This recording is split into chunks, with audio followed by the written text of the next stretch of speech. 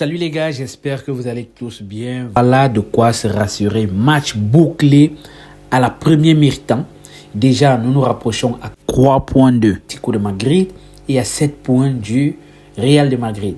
Match bouclé, 7-1 contre Valence avec Fermín López MVP. Ça fait que déjà quand même longtemps, Fermín n'a plus été MVP, hormis les fois où il sortait MVP en Champions League à l'époque de Xavi. Alors aujourd'hui, top performance du Barça avec une équipe coordonnée, ordonnée, concentrée, précise et concise dans toutes les actions qu'elle entreprenait, dans toutes les frappes qu'elle entreprenait, les attaques. L'équipe était en synchronisation parfaite, d'où le résultat 7-1. Mais malheureusement, on ne peut pas parler d'un match pareil sans parler du point négatif de ce match.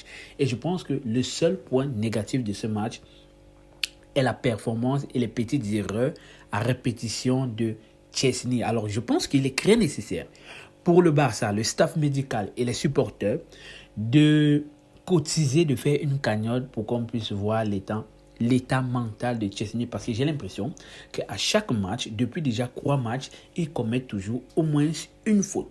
Et c'est déjà une peu à répétition. Certes, on a gagné 7-1, mais c'est quelque chose sur laquelle nous devrions nous attarder. Je pense que c'est quelque chose sur laquelle Hansi Flick devrait s'y attarder. Bon, malheureusement, on a tendance à croire que les choix de Hansi Flick sont dus aux performances des joueurs durant l'entraînement. Il nous a toujours dit, si un joueur est au stade, c'est parce que durant l'entraînement, il était performant. Mais cela laisse à croire, est-ce que c'est une stratégie pour pouvoir ramener Szczesny à son niveau, ou est-ce que Szczesny, même à l'entraînement, vu ce que l'on nous envoie, est-ce qu'il est vraiment plus performant que Iñaki Peña? Parce que de moi, personnellement, je suis un peu plus serein avec Iñaki Peña sur des sorties de balles et sur certaines actions. Il y a certaines actions qu'Iñaki Peña n'a pas encore eu à faire, mais que en pratiquement 3 à 4 matchs, Szczesny les a déjà répétés 1001 fois. Szczesny, il n'a pas encore le feeling et le timing des sorties, mais chez Iñaki Peña, c'est ça. Bon, c'est pas le sujet de la vidéo. Iñaki Peña, Szczesny, c'est pas le sujet de la vidéo, mais je pense que la chose négative, le point négatif de ce match sont les sorties incontrôlées de Szczesny. Et c'est quelque chose à prendre en considération parce que nous sommes en train d'entrer dans une phase de toutes les compétitions où si vous jouez contre les grandes équipes et que vous commettez de pareilles erreurs, vous vous ferez punir énormément. Bien évidemment, on ne peut pas parler des systèmes de hors-jeu qui, pour moi, nous aident, mais ne devraient pas être notre seule tactique ultime pour pouvoir barrer les adversaires lorsqu'ils ont le ballon. Et cela m'amène à croire, en fait, que Szczesny, en fait, c'est le joker le plus hilarant et l'une des plus grosses marmailles du Barça présentement, parce que on a beau dire que Ferran Torres est un tocard, on a beau dire que Gérard Martin, c'est le joueur le plus têtu. Et il faut féliciter l'entrée de Gérard Martin parce qu'il s'est amélioré. Bon, il n'a pas le choix de s'améliorer parce qu'il a eu un gros chèque. Voir une pareille performance de Szczesny ou bien des erreurs à répétition de Szczesny et ne pas en parler serait un peu malsain de ma part. Le match, il a été très beau dans l'ensemble, comme je vous l'ai dit. Toute l'équipe a été au top. Du gardien, du coach, du staff technique, de la direction et des supporters et de moi-même, parce que nous avons tous été au top, nous avons soutenu l'équipe, nous avons été efficaces devant les cages de but. Mais il faut féliciter la prestation de service de Baldé, parce que depuis un certain temps, Baldé est en feu. La chose que j'aimerais encore un tout petit peu à ajouter chez Baldé, c'est sa capacité à être encore un peu plus buteur devant les buts. C'est vrai, ce n'est qu'un latéral, mais il peut faire mieux. Il peut nous sortir, il peut devenir le Alphonso Davies de l'époque du Bayern de 2020, ou il peut devenir le Dani Alves qui marquait des buts. Donc, je pense que il peut le faire s'il a la volonté et s'il a cet objectif dans la tête. Et moi, je pense qu'avec le style de jeu développé par Hansi Flick, ces latéraux seront amenés à faire de pareilles performances et à développer cette capacité. La performance de Lamine Yamal. Je pense que Lamine Yamal a la chance que c'est avec ses ballons que le Barça joue chaque match. Parce qu'il a cette mauvaise habitude, cette mauvaise éducation, cette impolitesse de passer le temps à mettre des petits ponts, des zolos à ses papas, à ses ongles. Parce que le gars qui a mis le zolo, au fond de lui, j'ai senti, il s'est dit, mais ça c'est quoi ça? Est-ce que ma femme m'a regardé? Est-ce que mon fils a vu ce que je viens de recevoir là? Donc je vais dire au petit Lamine Yamal, chaque fois que tu joues, baisse ton insolence, ton impolitesse technique vis-à-vis des papas et des tondons et des grands-pères que tu rencontres. Parce que c'est vrai, ça nous fait plaisir de te voir faire ce genre de choses. Mais pense aussi aux parents qui te regardent. Pense aux parents à qui tu... Pense aux parents que tu mets en mondio vidéo.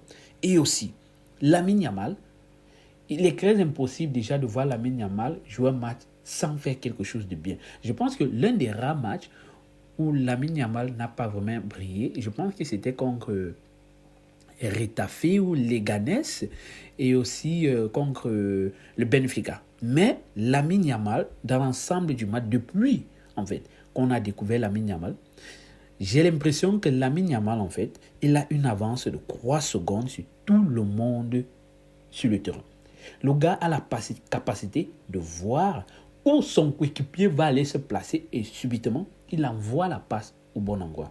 Cela a été le cas avec le but de Frenkie de Jong. Donc, c'est la raison pour laquelle moi, je pense que Lamine Yamal, il a une avance de 3 secondes sur tout le monde lorsqu'il est au stade. Il reste à savoir, est-ce que lorsqu'il est au stade, il est seul ou est-ce qu'il est accompagné? Ça, c'est la question à se poser en réalité. Lamine Yamal est-il accompagné lorsqu'il est au stade? Parce qu'il a 3 secondes d'avance sur tout le monde.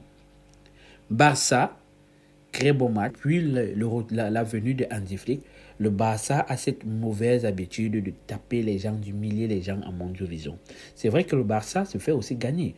Le Barça perd du poids, mais lorsque le Barça décide de te faire ça en Mondiovision, sans lubrifiant, les gars le font sans pitié. Ils ne regardent pas s'il y a les épines ou pas. Ils te font ça, là. Même si tu pleures, même si le sang coule, ce n'est pas leur problème.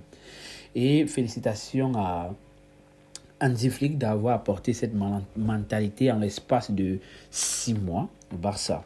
Alors, une volonté extrême qui a été développée par l'équipe de Hansi Flick de marquer des buts, et ça c'est une mentalité à la Hansi Flick. Félicitations Hansi Flick, tu nous régales. Déjà 59 buts marqués, entre 59 ou 54 buts déjà marqués pour le Barça. Et je pense que la seule chose que le Barça peut envier au Real de Madrid, je dis bien présentement, la seule chose que le Barça peut envier au Real de Madrid, c'est l'arbitrage et les superstars qui viennent d'ailleurs. Parce que je pense que si on enlève les superstars, les renommés, les Bellingham, les Rodrigo, les Mbappé, les Rudiger, les Alaba, les Arda Güler, en fait, le Barça n'a rien à envier au Real de Madrid. Enfin, personnellement, moi, je n'envie rien du Real de Madrid parce que tout ce que le Barça exprime, c'est le talent pur, en fait. C'est du talent pur malgré les quelques recrues qui s'y présentent souvent. Donc, je pense que le Barça n'a rien à envier au Real. Et la seule chose que le Barça peut envier, comme je l'ai répété, c'est l'arbitrage. Et on ne peut pas terminer ce débrief sans saluer la bonne performance d'Eric Garcia en défense. Vous savez, il n'a pu jouer beaucoup de matchs, mais j'ai l'impression que Eric Garcia est déjà tellement sûr de lui lorsqu'il joue, lorsqu'il est aux côtés de Pau Cubarsí. Et je pense que Pau Cubarsí, c'est le défenseur central qui, présentement au Barça, est compatible avec tout le reste au banc de touche. Si on met Pau Cubarsí en attaque, il sera compatible. On met Pau Cubarsí en récupérateur, il sera compatible. On met Pau Cubarsí au goal, il sera compatible. Donc je pense que c'est un avantage considérable du Barça qui déjà, Pau Cubarsí, c'est un défenseur tellement calme, mais aujourd'hui, Eric Garcia a joué un très bon match. Il n'a pas fait d'erreur. Et félicitations à lui de son retour en défense centrale. Et Fermín López. Fermín López qui aujourd'hui sort MVP, 2 buts, 2 passes décisives. Donc je pense que si on va dans la règle que 2 passes décisives font un but, ça veut dire que Fermín López a fait un triplé aujourd'hui. Il n'a vraiment rien envie à Mbappé de Mobutu. Donc je pense que bonne performance de Fermín, qui lui, malgré le fait qu'il est remplaçant, il est un joker, remplaçant joker, le gars donne toujours les bonnes prestations et c'est à féliciter. De Jong, il a très bien joué, il a marqué le premier but, je pense que c'était le premier ou le deuxième, pour mettre son équipe en confiance. Et faut vraiment pas, ça serait ingrat en fait, ça serait ingrat de ma part de féliciter tout le monde et de ne pas féliciter la sardine qui est devenue le requin. Et ça, c'est un message très clair de la part de Hansi Flick et de la direction pour Ansu Fati.